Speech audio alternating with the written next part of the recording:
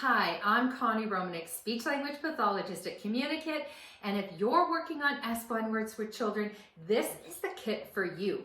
Our Touch and Talk speech and language learning kit is full of S-blend words. I mean fun S-blend words like star and squishy and spider, snake, stretchy, sticky, small, smooth, and so many more. I've counted at least 15 S-blend words that you can practice with this kit, and I'm sure there's more than that. So yeah, some super fun words that children can practice right at the single word level. You can be doing what's called auditory bombardment while they're getting their hands and exploring everything. They might be doing this while you're saying, oh, squishy, so squishy. Or they're doing this, you're going, oh, stretch, stretch. So you're really making that S sound, though, that S-blend sound long, loud, and really establishing kind of their auditory system, priming them to get ready for the production end of things. So maybe you're starting at single words with them. Maybe they're saying tar instead of star. And that's really the most common error with S-blend words is when they omit the S sound. So you're going to then show them that, oh, don't forget there's an S sound at the beginning of that word. Here we go, star. So I've made it loud, I've made it long, and I've made it visual. I've added an articulation hand cue. And my hand cue for the S sound goes like that, where I slowly draw my finger across the front of my mouth, across the front of my closed teeth, showing them teeth are closed, tongue is back, and there's a continuous flow of air through the mouth for the S sound.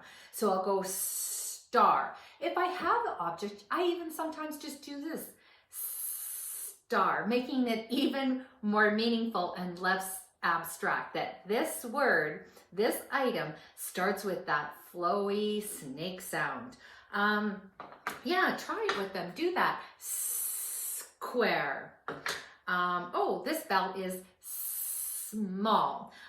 Do it with them repeatedly. Maybe you're modeling several times and then you invite them to say it with you. So first you're just doing it, showing them, and then maybe you invite them to do it together with you in simultaneous production. Say it with me now. Star. And after a few times like that, where they're really successful, you feel they're ready to give it a try on their own, ask them to say it on their own. Okay, you give it a try now. Here we go. Ready? Your turn. You say it, and still drag it across the front of your face so they still get that additional cue, because you want them to be as successful as possible. You want them to produce it correctly, because if they don't, then it's just another incorrect production.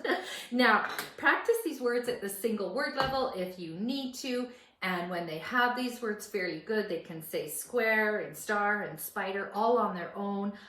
Start embedding those words into phrases. Maybe just start with a two-word phrase like little star, blue snake, small bell, and then make it a three-word sentence, a four-word sentence. And maybe when they're ready for a five-word sentence, they can start using these picture cards. So now they can start with a little bit of a language demand on that S-blend sound, where they have to look at the picture, they have to come up with the language to describe this, and they have to remember to use that S-blend sound in the word snake. So you're moving them up step by step. They're engaging all of their senses in the learning process.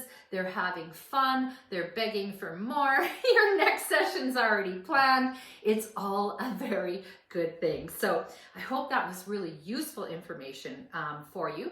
And please watch my next video, because I will be talking about the speech or the articulation work that you can do with our Super Sentences kit. And I will see you very soon.